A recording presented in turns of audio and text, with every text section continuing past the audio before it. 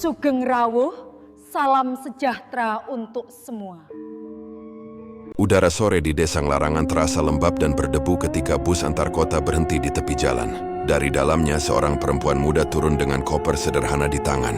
Namanya Slina Mai, perawat muda yang baru saja menyelesaikan pendidikan di kota. Senyumnya lembut, tapi matanya menyimpan kerinduan yang dalam terhadap tanah kelahirannya. Ia menarik napas panjang, memandangi barisan pohon kelapa dan rumah-rumah tua yang tampak seperti berhenti dalam waktu. Setelah bertahun-tahun merantau, kini ia kembali. Bukan sebagai gadis kecil yang dulu bermain di pematang sawah, melainkan seorang perempuan dewasa dengan cita-cita besar. Rumah tua peninggalan neneknya berdiri di ujung jalan desa, agak terpisah dari rumah-rumah lain. Catnya mengelupas, jendela-jendela kusam berdebu, dan halaman depannya dipenuhi rumput liar yang menutupi sumur tua di sudutnya. Lina menatap rumah itu dengan perasaan campur aduk. Ada nostalgia tapi juga kesedihan. Dulu rumah ini penuh tawa dan aroma masakan neneknya. Kini, hanya keheningan dan debu yang menyambutnya. Selama beberapa hari pertama, Lina sibuk membersihkan rumah itu sendirian. Ia menyapu debu yang menempel di dinding, menambal atap bocor, dan menata perabotan peninggalan lama. Di ruang depan, ia memasang papan kayu bertuliskan, "Klinik Pratama Lina, buka setiap hari." Tulisan itu sederhana, tapi bagi Lina, papan itu adalah simbol mimpi. Ia ingin membawa manfaat bagi warga desanya, memberikan pertolongan tanpa harus menunggu mereka ke puskesmas jauh di kota kecamatan. Hari-hari pertama berjalan penuh semangat. Beberapa warga datang berobat, anak-anak dengan demam, ibu-ibu dengan luka kecil, dan petani dengan keluhan pegal. Lina menanganinya dengan sabar, menolak bayaran dari yang tak mampu. Ia tersenyum tulus setiap kali melihat pasiennya pulang dengan wajah lega. Perlahan keberadaannya mulai diterima, namun di balik senyum dan sapaan ramah itu, desa kecil itu menyimpan kebiasaan lama, suka bergosip. Lina mulai mendengar bisik-bisik dari warung sebelah. Perempuan muda tinggal sendirian di rumah besar, apa nggak takut setan? Katanya sering keluar malam, siapa yang dia temui ya? Padahal, yang dimaksud keluar malam hanyalah Lina pergi menolong warga yang sakit mendadak. Ia tidak memedulikan omongan itu. Dalam hatinya ia yakin niat baik akan mengalahkan prasangka. Tapi tetap saja, setiap kali melewati kerumunan ibu-ibu di jalan, ia bisa merasakan tatapan mencurigakan di punggungnya. Meski begitu, Lina bertahan. Ia menanam bunga melati di depan rumah, menata ruang tunggu kliniknya dengan tirai putih, dan menambahkan aroma minyak kayu putih agar pasien merasa tenang. Kadang ia tersenyum sendiri saat melihat anak-anak bermain di depan pagar. Ada secercah harapan bahwa hidupnya di desa ini bisa damai dan sederhana. Namun, kehidupan desa yang monoton lambat laun terasa menjemukan. Malam-malamnya hanya ditemani suara jangkrik dan radio tua peninggalan nenek. Ia sering termenung di beranda, menatap jalanan yang sepi di bawah cahaya lampu minyak. Ada perasaan hampa yang perlahan menyelinap. Semangatnya tetap ada, tapi kesunyian membuat dadanya terasa sesak. Suatu sore, ketika ia pulang dari memeriksa seorang pasien di ujung desa, suara klakson keras mengejutkannya. Sebuah angkot berhenti mendadak di samping jalan. Dari balik kaca muncul wajah seorang pria dengan senyum miring yang menggoda. Mbak perawat baru ya? Mau saya antar sekalian? Lina sempat ragu. Pria itu berpakaian santai dengan jaket kulit, wajahnya tampan tapi sorot matanya tajam. Nggak usah, Mas. Rumah saya dekat, jawabnya singkat sambil melangkah cepat. Tapi angkot itu perlahan berjalan di sampingnya. Sopirnya terus berceloteh ringan. Nama saya Rudi, sopir angkot jurusan pasar. Kalau butuh tumpangan atau bantuan, panggil aja. Gratis buat perawat cantik. Lina hanya tersenyum kikuk, tak ingin menanggapi lebih jauh. Namun dalam benaknya nama itu mulai menancap. Rudi, ada sesuatu dalam suaranya yang hangat tapi berbahaya. Seperti bara yang tersembunyi di balik abu. Sejak pertemuan itu, Lina beberapa kali melihat Rudi lewat depan rumahnya. Kadang ia melambai sambil berteriak, "Perawat manis, kliniknya makin ramai belum?" Lina hanya tersenyum dari balik pagar, berusaha menahan diri agar tak terlihat tertarik. Tapi di hatinya, ada getaran halus yang sulit dijelaskan. Warga mulai memperhatikan kedekatan mereka, walau sebenarnya belum ada apa-apa. Bagi mereka, seorang perempuan muda yang sering berbicara dengan sopir angkot di pinggir jalan sudah cukup jadi bahan pembicaraan. Namun Lina berusaha menepis semua prasangka itu. Ia tetap bekerja, tetap menolong siapapun yang datang, dan berpegang pada keyakinan bahwa niat baik tak akan membawa celaka. Suatu sore yang teduh, ketika hujan baru saja reda, Rudy datang ke kliniknya dengan alasan sakit kepala. Ia duduk di kursi pasien sambil tersenyum miring. "Sekalian mau berobat, sekalian lihat perawatnya," katanya sambil tertawa kecil. Lina pura-pura tidak terganggu tapi pipinya memerah. Ia memeriksa tekanan darah Rudy dengan tangan sedikit gemetar. Suasana di antara mereka menjadi aneh. Bukan canggung, tapi seperti ada sesuatu yang menggantung di udara. Rudy memandanginya lama sebelum beranjak pergi. "Terima kasih Lina, besok saya antar obatnya ya. Siapa tahu malam-malam kamu butuh ditemani." Ucapan itu membuat Lina terdiam. Ada sesuatu dalam nada suaranya yang membuat jantungnya berdetak lebih cepat. Malam itu, setelah menutup klinik, Lina duduk di beranda, menatap lampu jalan yang remang. Ia mengingat tatapan Rudy senyumnya, dan cara pria itu menyebut namanya. Entah kenapa, untuk pertama kalinya setelah sekian lama, ia merasa tidak kesepian. Ia menatap sumur tua di ujung halaman. Permukaannya tenang, memantulkan cahaya bulan. Lina tersenyum kecil, belum tahu bahwa dari sanalah takdir kelam akan mulai berputar. Namun malam itu, ia hanya seorang perempuan muda dengan hati yang hangat dan harapan baru, menatap masa depan dengan keyakinan penuh. Dan di jalan seberang, dari balik kabut malam, Rudy berdiri bersandar pada angkot tuanya, menyalakan rokok sambil memperhatikan bayangan Lina di beranda. Senyumnya samar, seperti menyimpan sesuatu yang tak bisa ditebak. Awal dari sebuah kisah yang akan mengubah hidup keduanya selamanya. Hari-hari di desa Nglarangan berjalan lambat seperti aliran sungai di musim kemarau. Namun bagi Lina Kwar, waktu terasa lebih cepat sejak sosok Rudy semakin sering datang ke kliniknya. Awalnya hanya sekadar pasien pura-pura, lalu menjadi teman bicara, dan kini, entah bagaimana, kehadiran Rudy seperti mengisi ruang kosong dalam hati Lina yang selama ini sunyi. Rudy dikenal banyak orang. Ia sopir angkot jurusan pasar terminal, pria yang sering bercanda dengan semua orang tapi jarang terlihat benar-benar serius. Tubuhnya tegap, wajahnya menarik dengan rahang kuat dan sorot mata yang tajam. Tapi di balik ketampanannya, warga sudah lama memberi cap buruk padanya. Playboy, pemabuk, dan pemancing masalah. "Hati-hati Lin," kata Bu Sarti, tetangga sebelah rumah suatu pagi. Rudy itu banyak pacarnya, bahkan ada yang sampai berantem gara-gara dia. Lina hanya tersenyum kaku sambil menyiapkan air panas untuk membuat teh.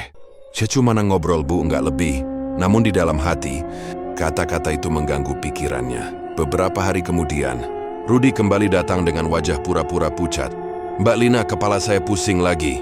Mungkin kecapean nyetir." Lina menatapnya dari balik meja klinik. "Kamu sering banget pusing, Rudy. Jangan-jangan pura-pura supaya bisa kesini ya." Rudy tersenyum lebar, memperlihatkan gigi putihnya. "Ketahuan juga ya. Tapi bukannya kamu senang ada pasien setia?" Lina tertawa kecil, meski dalam hati ada gejolak aneh. Ia mencoba menjaga jarak, tapi pesona Rudy terlalu kuat. Setiap kali pria itu datang, dunia di sekelilingnya seperti menjadi lebih hidup. Ia tahu seharusnya tidak terlibat dengan orang seperti Rudy, tapi ada sesuatu dalam tatapan mata pria itu yang membuatnya lemah. Campuran antara nakal dan perhatian. Seperti api yang hangat tapi bisa membakar. Hari berganti minggu. Rudy semakin sering datang, kadang membawa gorengan atau kopi hitam. Mereka berbicara lama di ruang tunggu, membahas hal-hal sepele, tentang harga bensin, pasien yang lucu, atau masa lalu Rudy yang penuh petualangan.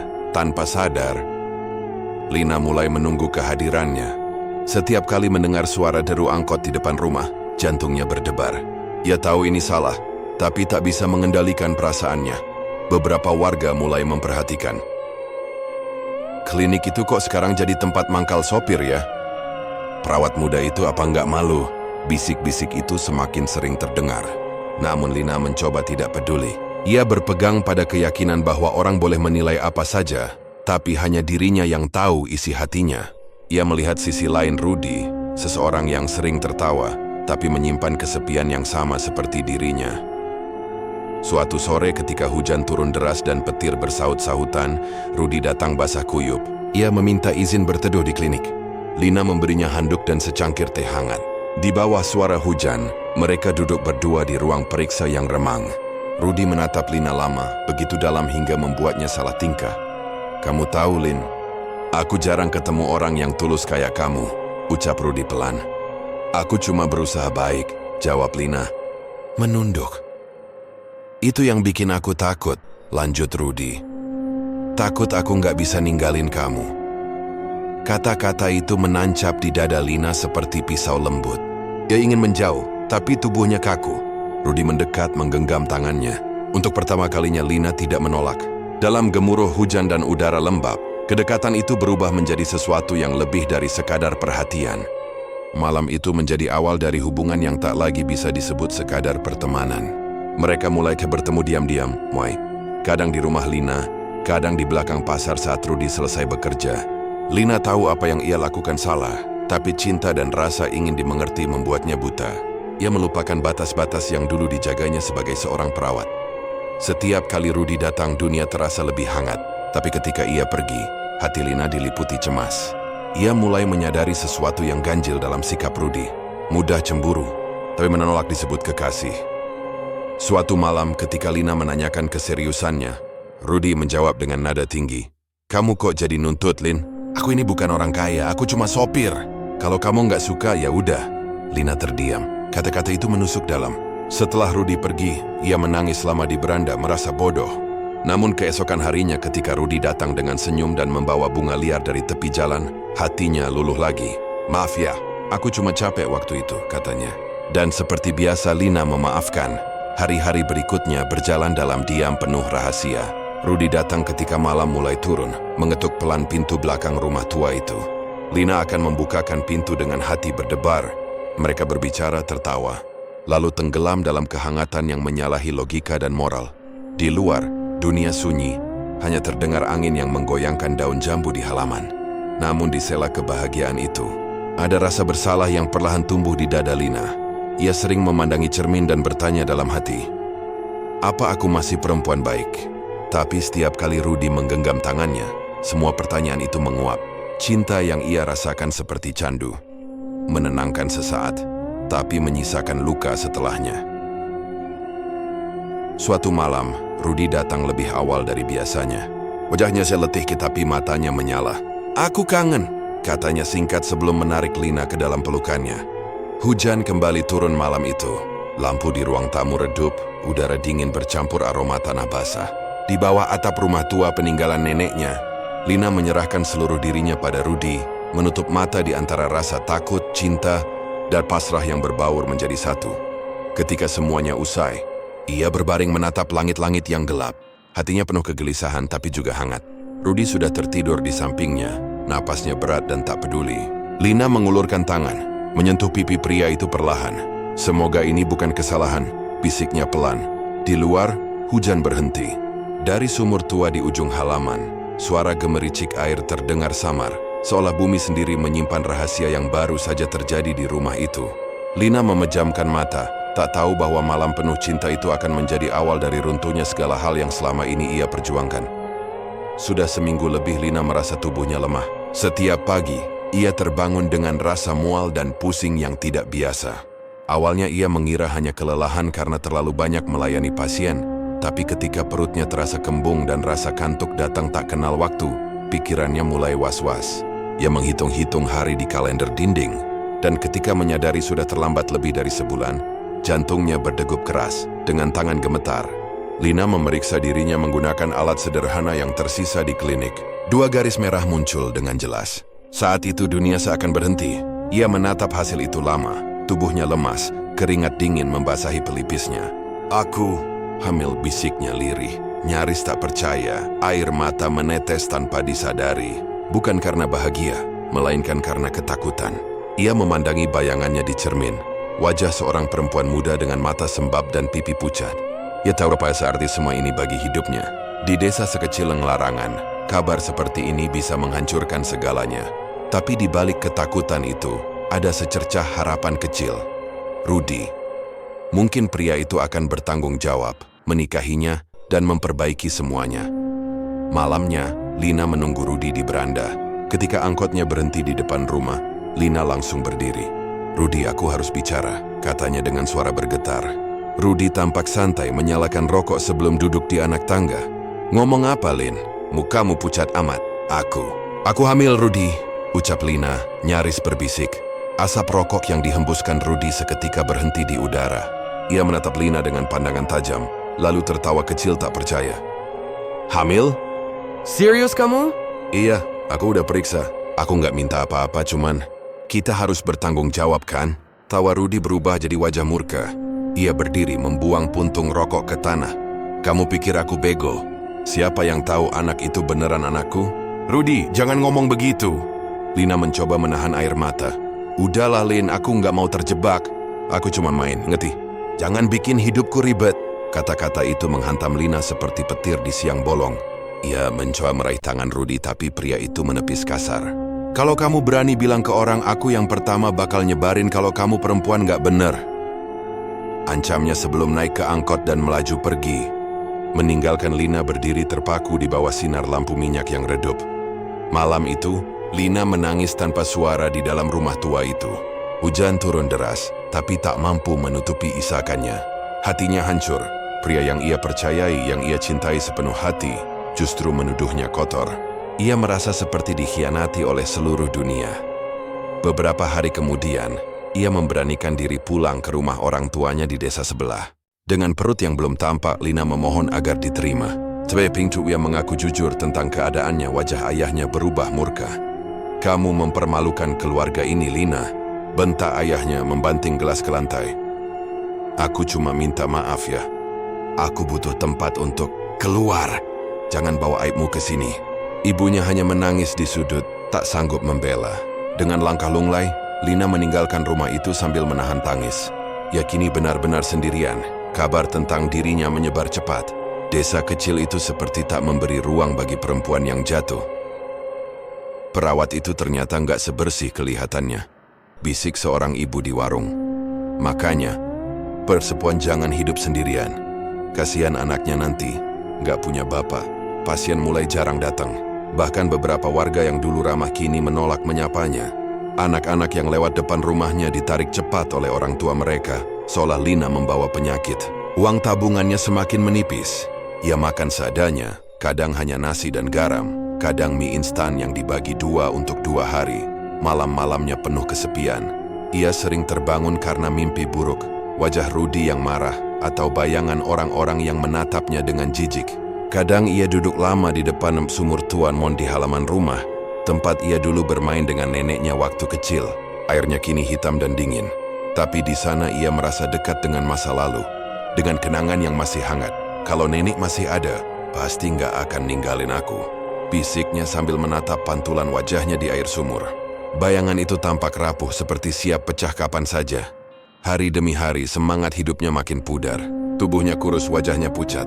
Tapi setiap kali ia meletakkan tangan di perutnya yang mulai menonjol, ada kehangatan yang membuatnya bertahan. Kamu harus kuat, Nah. Meski ibu sendirian, ia mulai berbicara pada bayi dalam kandungannya, seolah hanya itu satu-satunya teman yang ia punya. Kadang ia bernyanyi pelan, lagu yang dulu sering dinyanyikan neneknya. Suaranya lirih, penuh kerinduan dan luka. Namun kesepian makin mencekik. Tiap malam suara jangkrik terdengar seperti ejekan. Bayangan di tembok seakan memperhatikan setiap geraknya. Ada saat-saat di mana Lina merasa rumah tua itu ikut menangis bersamanya. Tirai di jendela bergoyang pelan. Angin membawa bisikan-bisikan yang membuat bulu kuduknya berdiri. Di tengah keheningan itu, Lina sering menatap langit dari beranda. Ia berharap masih ada keajaiban. Mungkin Rudy akan datang dan menyesal. Mungkin keluarganya akan memaafkan. Tapi semakin hari harapan itu terasa semakin jauh. Suatu malam perutnya menendang lembut. Ia tersenyum tipis di tengah air mata yang jatuh. Kamu masih di sini, ya? Jangan pergi, Nak. Kamu alasan ibu untuk tetap hidup. Hujan mulai turun pelan. Lina menatap sumur tua di kejauhan. Airnya memantulkan cahaya bulan samar. Di sanalah ia sering berdoa. Bukan lagi meminta cinta atau pengampunan, tapi kekuatan untuk melewati hari-hari berikutnya. Ia tahu hidupnya sudah berubah selamanya, tapi setidaknya di dalam rahimnya kini tumbuh sesuatu yang membuatnya ingin bertahan. Meski dunia sudah memalingkan wajah, dan malam itu, di antara dinginnya hujan dan sunyi yang menelan suara, Lina memejamkan mata dengan tangan di perutnya, berbisik lirih, aku akan lindungi kamu, apapun yang terjadi. Malam itu sunyi, langit gelap tanpa bintang, hanya cahaya redup lampu minyak dari dalam rumah tua Lina yang masih menyala. Ia duduk di kursi reot di ruang tengah, menatap kosong ke arah sumur tua di halaman belakang yang terlihat dari jendela. Angin malam berembus membawa aroma lembab tanah dan suara jangkrik yang bersahut-sahutan. Sejak beberapa minggu terakhir, tidur menjadi hal yang sulit baginya. Kandungannya yang mulai membesar membuatnya mudah lelah, tapi bayangan masa lalu dan gosip kejam warga membuat hatinya tak pernah tenang. Di luar sana, di warung kopi pinggir jalan desa, 3 pemuda tengah mabuk berat. Mereka adalah Ranto, Giman, dan Dodo, anak muda pengangguran yang sering membuat onar. Mereka tertawa keras menenggak arak buatan sendiri sambil membicarakan gosip yang mereka dengar siang tadi. Katanya si Lina itu dulunya perawat kota, tapi sekarang tinggal sendiri. Pasti butuh teman ya? Ejek Ranto sambil tertawa parau. Teman? Hahaha. Lebih tepatnya, butuh laki-laki, sahut Dodo, menepuk pundak temannya dengan kasar. Giman, yang paling mabuk di antara mereka, menunjuk ke arah jalan kecil menuju rumah Lina. Ayo, kita buktikan aja. Malam ini biar dia tahu nasib perempuan yang sok suci tapi sudah ternoda. Langkah mereka terhuyung menuju rumah Lina. Di tangan Ranto ada botol arak setengah penuh, sementara Dodo membawa pisau kecil yang biasa ia pakai untuk berburu ayam. Ketika sampai di depan rumah tua itu, suasananya begitu mencekam. Pohon nangka di depan rumah bergoyang pelan diterpa angin. Ranting-rantingnya seperti tangan yang hendak menahan sesuatu. Namun mabuk membuat mereka tak peduli. Ranto mendorong pintu kayu yang tak terkunci, dan bunyi deritnya menggema di keheningan malam. Lina yang tengah merapikan buku catatan pasien menoleh dengan wajah kaget. Siapa di sana? Suaranya gemetar. Tak ada jawaban. Hanya langkah kaki berat yang semakin mendekat. Pergi. Ini rumah saya, teriak Lina mencoba berani. Tapi sebelum ia sempat berlari, Ranto sudah menarik lengannya dengan kasar. Tenang aja, Lina. Kami cuma mau ngobrol, ucap Ranto dengan nada mabuk tapi matanya liar, menatap tubuh Lina dari atas ke bawah. Lina berusaha melepaskan diri. Tolong keluar, saya akan teriak. Namun Giman menutup mulutnya dengan tangan kotor, sementara Dodo menendang kursi hingga roboh. Teriak aja, siapa juga yang mau nolong kamu, perempuan murahan. Ejeknya Lina berusaha menendang, mencakar, bahkan menggigit tangan yang menahannya. Tapi tenaganya tak sebanding. Tubuhnya dijatuhkan ke lantai kayu yang berdebu. Dan suara tangisnya pecah, memenuhi setiap sudut rumah. Tolong aku, namun tak ada yang datang. Rumah tetangga terlalu jauh, dan orang-orang sudah lama tak peduli pada Lina. Mereka menganggap semua gosip tentangnya benar. Di tengah pergumulan itu, lampu minyak terjatuh dan nyaris padam, membuat ruangan gelap gulita. Lina meronta sekuat tenaga, tapi setiap perlawanan dibalas dengan pukulan dan tendangan. Rasa sakit menjalar dari perutnya yang mulai membuncit, dan ia berteriak histeris ketika salah satu pukulan menghantam bagian itu. Berhenti, aku mohon, ratapnya. Namun yang terdengar hanyalah tawa mabuk dan napas kasar para pemuda itu. Dalam kekacauan itu, Lina berhasil merangkak menuju pintu belakang, mencoba kabur. Namun kakinya terpeleset di lantai yang basah oleh air bocoran. Ia jatuh keras di dekat sumur tua, tubuhnya gemetar, matanya berair menatap langit hitam. Ya Allah, tolong aku, bisiknya lemah. Ranto yang panik mengejar, menarik rambut Lina hingga kepalanya membentur batu di tepi sumur. Suara benturan itu keras dan membuat dua temannya terdiam sejenak. Darah menetes di dahi Lina, bercampur dengan air hujan yang mulai turun rintik-rintik. Ranto, lu keterlaluan, ujar Giman dengan nada gugup. Tapi Ranto sudah kehilangan kendali. Ia mendorong tubuh Lina hingga jatuh ke dalam sumur yang menganga. Suara cipratan air terdengar, lalu sunyi. Hanya desiran angin yang menembus daun-daun, membawa suara samar seperti tangisan. Mereka bertiga terdiam, tubuh gemetar. Kita bunuh dia, bisik Dodo ketakutan. Diam, kalau ketahuan kita semua masuk penjara. Ranto memarahi mereka, wajahnya pucat. Kita pura-pura nggak tahu. Cepat kabur. Mereka meninggalkan rumah itu tergesa. Langkah-langkah mereka menghilang di jalan tanah yang becek. Sementara itu, dari dalam sumur, air beriak pelan. Setetes demi setetes darah bercampur dengan air jernih, menebarkan warna merah tua yang mengambang di permukaannya. Hujan semakin deras. Petir menyambar di kejauhan, menerangi pekarangan rumah yang kini sunyi. Di sela suara gemuruh, terdengar lirih suara perempuan menangis, lemah namun jelas. Suara itu berasal dari dasar sumur. Air bergetar, membentuk lingkaran-lingkaran kecil yang seolah hidup. Selembar kain putih, mungkin milik Lina, terapung sebentar sebelum tenggelam. Dan ketika malam semakin larut, Warga yang tinggal tak jauh dari situ mengaku mendengar suara aneh, seperti seseorang memanggil namanya sendiri berulang kali. Lina, Lina. Tak ada yang berani keluar rumah malam itu. Sumur tua di rumah peninggalan neneknya kini berubah menjadi saksi bisu dosa terbesar di desa itu. Malam di mana cinta, dendam dan ketakutan berpadu menjadi satu. Airnya yang dulu jernih kini tak lagi dipakai. Di bawah permukaannya, arwah seorang perempuan muda mengendap, membawa luka, rasa malu dan amarah yang menunggu saat untuk bangkit. Beberapa hari setelah malam kelam itu, kehidupan di desa tampak kembali berjalan seperti biasa. Angkot masih berlalu lalang di jalan utama. Anak-anak tetap berlari di pematang sawah, dan ibu-ibu berjualan sayur di pasar kecil dekat balai desa. Tak ada yang tahu apa yang sebenarnya terjadi di rumah tua peninggalan keluarga Lina. Rumah itu kini selalu tertutup, gelap, seolah menjadi bagian dari bayangan yang dilupakan. Namun, ketenangan itu hanya semu.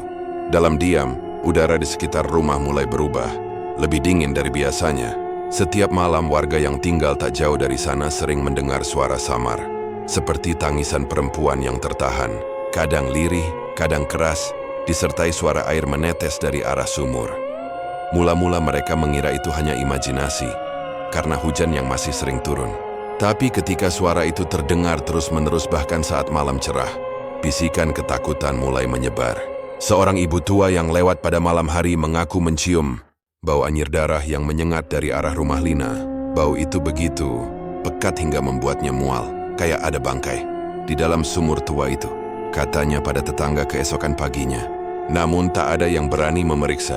Di sisi lain, 3 pemuda yang malam itu menjadi pelaku mencoba melupakan kejadian tragis yang mereka lakukan.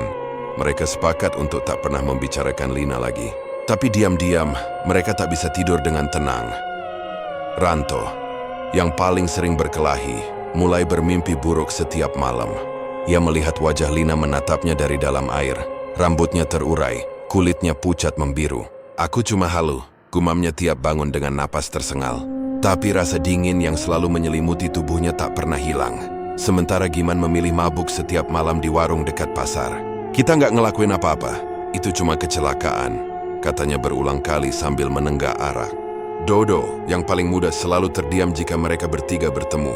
Wajahnya pucat, mata cekung, seolah ketakutan yang tak bisa dijelaskan. Sampai suatu malam, berita buruk datang. Seorang warga menemukan mayat Dodo, atau yang sering dipanggil Bowo oleh teman-temannya, tergeletak di pinggir jalan dekat sungai kecil. Tubuhnya kaku, kulit wajahnya membiru seolah tenggelam dalam air lama sekali. Anehnya, bajunya kering, tak ada bekas lumpur atau air. Namun di sela bibirnya, keluar busa putih dan sedikit darah. Orang-orang yang melihat jasad itu langsung bergidik, matanya melotot, kayak lihat sesuatu yang menakutkan banget, bisik warga. Kematian itu mengguncang desa kecil itu. Tak ada yang tahu penyebab pastinya. Petugas desa hanya menyimpulkan bahwa ia mungkin mabuk dan jatuh, tapi banyak yang tidak percaya. Terlalu aneh, terlalu sunyi untuk disebut kecelakaan. Setelah pemakaman Bowo, Giman menjadi semakin gelisah. Ia sering merasa seperti diawasi. Setiap kali lewat dekat rumah Lina, bulu kuduknya berdiri. Malam-malamnya diisi oleh mimpi yang sama. Lina berdiri di tepi sumur, menatapnya dengan mata kosong. Air menetes dari ujung rambutnya, dan bibirnya bergerak pelan seolah menyebut namanya. "Giman." Ia terbangun dengan teriakan, berkeringat dingin. Tapi ruangan terasa berembus angin dingin padahal semua jendela tertutup rapat. Di meja gelas airnya bergoyang sendiri, dan dari dapur terdengar suara seperti langkah kaki basah. Ranto menertawakannya. "Ah, kamu ketakutan sendiri. Udah kubilang jangan pikirin itu lagi," katanya sambil menyalakan rokok. Tapi tatapan matanya sendiri goyah. Syat suatu disamberes. Bau anyir yang dulu hanya di sekitar rumah Lina kini kadang muncul di rumahnya sendiri. Suatu malam, saat ia hendak mencuci muka, Ranto menatap cermin di kamar mandi. Di balik bayangannya sendiri, samar terlihat sosok perempuan bergaun putih berdiri di belakangnya. Rambut panjangnya basah menutupi sebagian wajah. Tapi ketika Ranto menoleh, tak ada siapa-siapa. Hanya air di bak mandi yang tiba-tiba meluap, mengeluarkan buih merah seperti darah. Ia berlari keluar rumah dengan wajah pucat, napas tersengal, berteriak memaki malam. "Pergi, jangan ganggu aku." Tapi tak ada jawaban, hanya suara angin dan sayup-sayup seperti isak tangis dari kejauhan.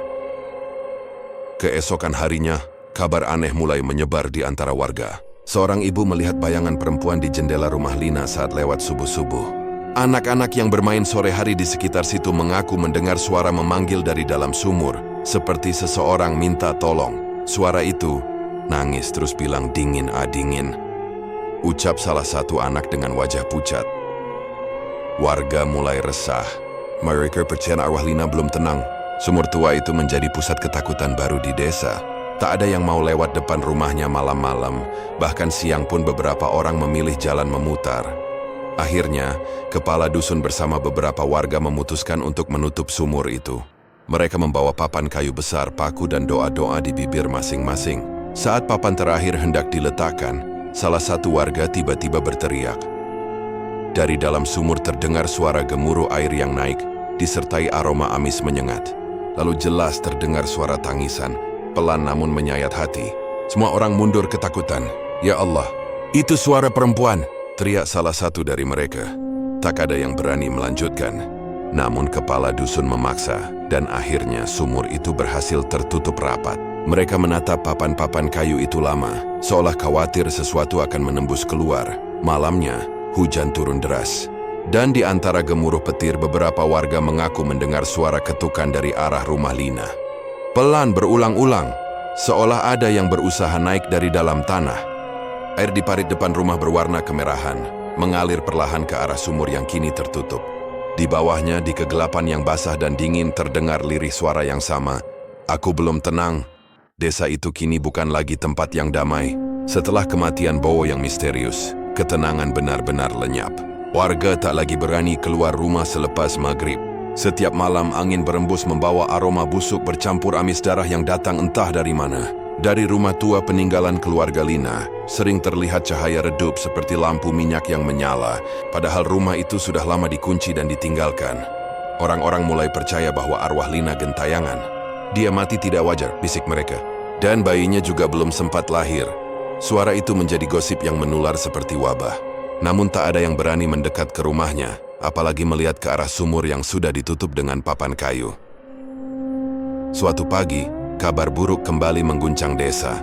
Seorang petani yang hendak ke sawah menemukan tubuh Giman tergeletak di pematang. Tubuhnya membengkak, kulitnya mengelupas seperti direbus dan wajahnya sulit dikenali.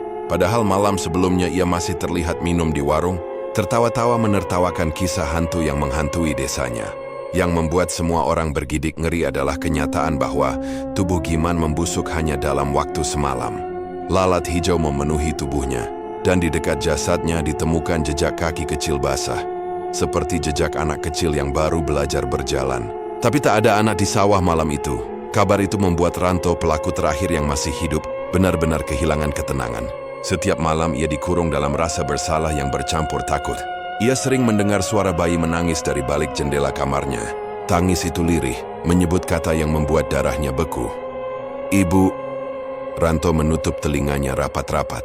Itu cuma halusinasi, katanya pada diri sendiri. Tapi suara itu tak berhenti. Kadang tangisan berubah menjadi tawa kecil, kadang menjadi jeritan parau. Malam berikutnya ia mendengar suara langkah kaki kecil berlari di dalam rumahnya, padahal ia hidup sendirian. Ia menyalakan lampu, tapi cahaya bohlam berkedip-kedip. Di dinding, tampak bayangan perempuan berambut panjang, tubuhnya basah dan kedua matanya menatap tajam. Ranto mundur ketakutan, terjatuh ke lantai, menjerit sejadi-jadinya. Saat itu seluruh lampu padam. Dalam gelap terdengar bisikan lembut tapi penuh amarah di telinganya. Kamu bunuh aku dan anakku. Keesokan harinya, warga menemukan rumah Ranto terbuka lebar. Di dalamnya bau busuk menyengat memenuhi udara. Tubuhnya ditemukan tergantung di balok kayu dengan wajah membiru, lidah terjulur, dan di bawah kakinya tergeletak boneka bayi terbuat dari lumpur. Tak ada seorang pun yang berani menyentuh jasadnya. Mereka percaya itu bukan gantung diri biasa, melainkan hukuman dari arwah yang menuntut balas. Kematian Ranto membuat suasana desa berubah drastis. Warga mulai meninggalkan rumah mereka satu persatu. Banyak keluarga memilih pindah ke desa sebelah karena takut. Bahkan ayam dan kambing peliharaan mereka ditinggalkan begitu saja. Malam-malam menjadi semakin sunyi, hanya diselingi suara angin yang membawa bisikan samar seperti tangisan perempuan. Kepala desa yang mulai panik akhirnya memutuskan untuk memanggil seorang dukun terkenal dari daerah lain. Namanya Mbah Gondo, seorang tua berpakaian serba hitam dengan tatapan tajam. Ia datang dengan membawa kendi tanah, dupa, dan kemenyan. Kalau memang ada arwah gentayangan malam ini kita selesaikan, katanya yakin. Ritual dilakukan tepat di depan sumur tua rumah Lina. Beberapa warga yang masih berani ikut menyaksikan dari jauh. Asap dupa mengepul tebal, mengelilingi area itu dengan bau yang menyengat. Mbah Gondo membaca mantra panjang, memanggil arwah agar muncul dan bisa dijemput pulang. Namun yang datang bukanlah ketenangan. Dari selapapan yang menutup sumur, terdengar suara gemericik air diiringi tangisan lirih. Tiba-tiba angin kencang bertiup, memadamkan dupa dan lampu petromax. Suara tangisan berubah menjadi jeritan panjang, menusuk malam dengan nada penuh amarah. Asap putih keluar dari dalam sumur, membentuk bayangan perempuan berambut panjang yang tubuhnya meneteskan air merah. Mata kosongnya menatap lurus ke arah Mbah Gondo. "Kembalikan anakku," katanya dengan suara bergema, seolah berasal dari dasar bumi. Mbah Gondo gemetar, mulutnya terbata membaca doa. Namun sebelum ia sempat menyelesaikan mantranya, angin berputar kencang dan menumbangkannya ke tanah. Asap dari sumur berubah menjadi lidah api berwarna biru, menjilat papan penutup. Dalam sekejap, api menjalar ke pekarangan, membakar rerumputan kering dan pohon-pohon di sekitarnya.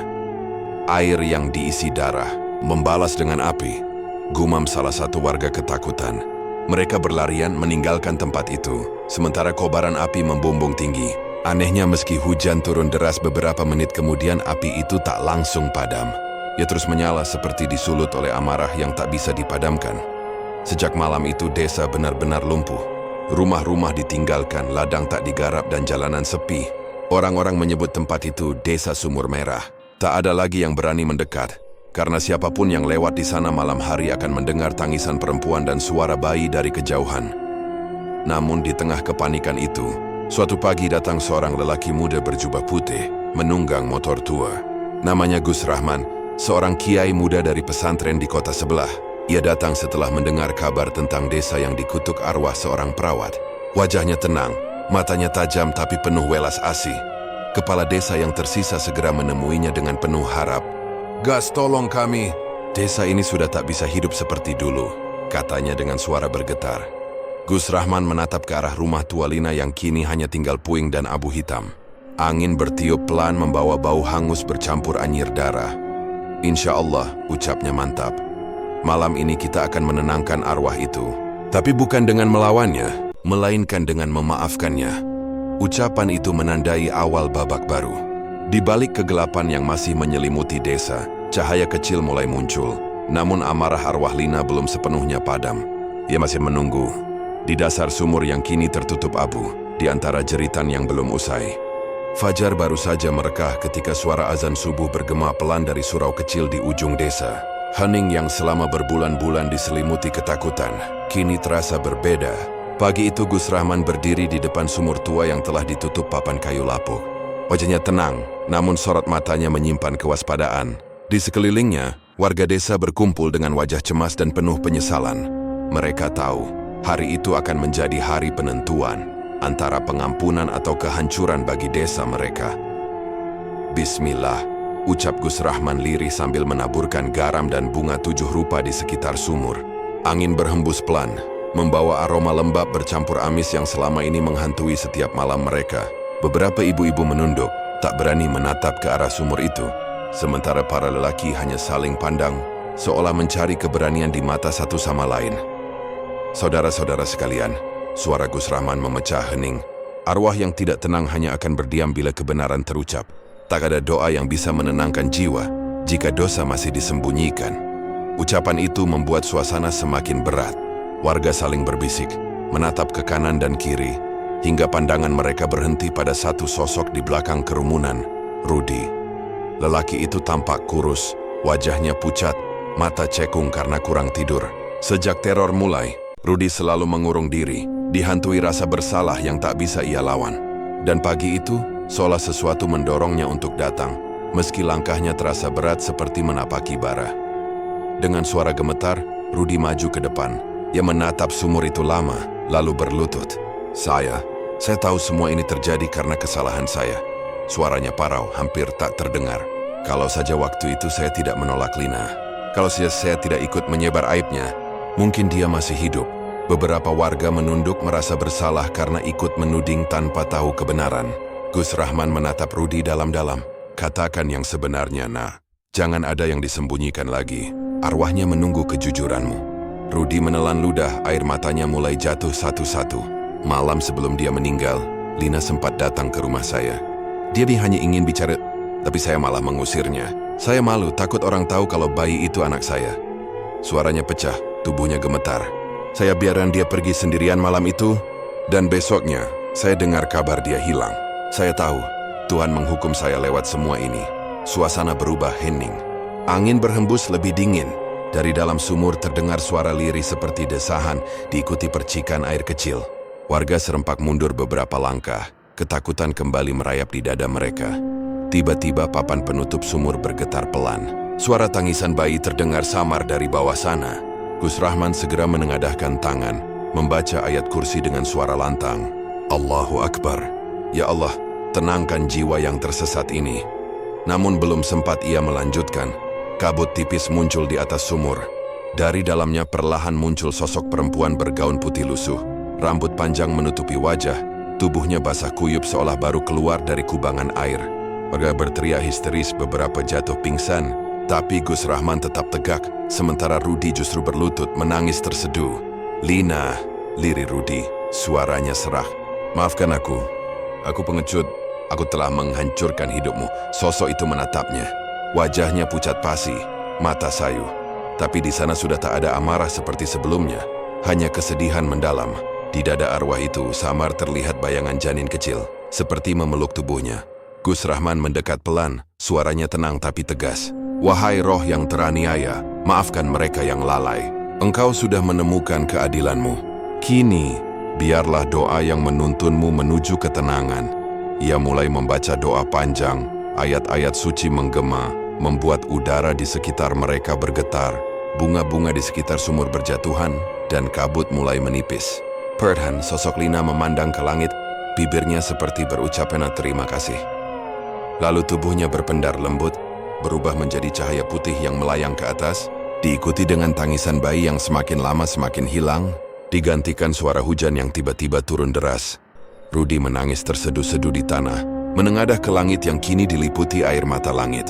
Tuhan, ampuni aku, bisiknya. Hujan mengguyur seluruh pekarangan, membasahi papan yang menutup sumur tua itu.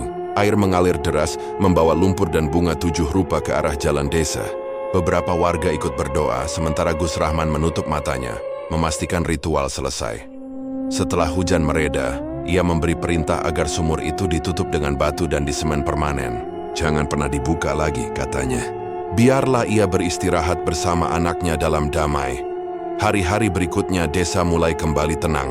Tidak ada lagi suara tangisan di malam hari. Tidak ada lagi bau anyir menyengat dari pekarangan.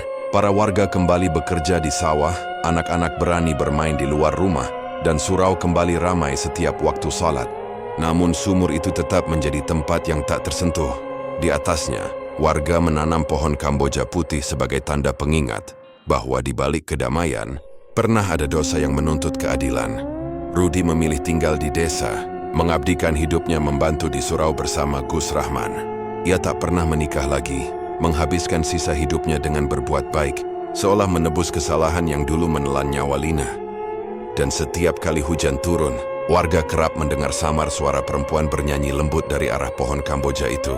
Suara yang bukan lagi penuh dendam, melainkan kasih sayang seorang ibu untuk anaknya, dan doa lembut untuk orang-orang yang akhirnya belajar bahwa tak ada aib yang pantas dibungkam dengan kekerasan, sebab kebenaran selalu akan menemukan jalannya, meski dari dasar sumur terdalam sekalipun.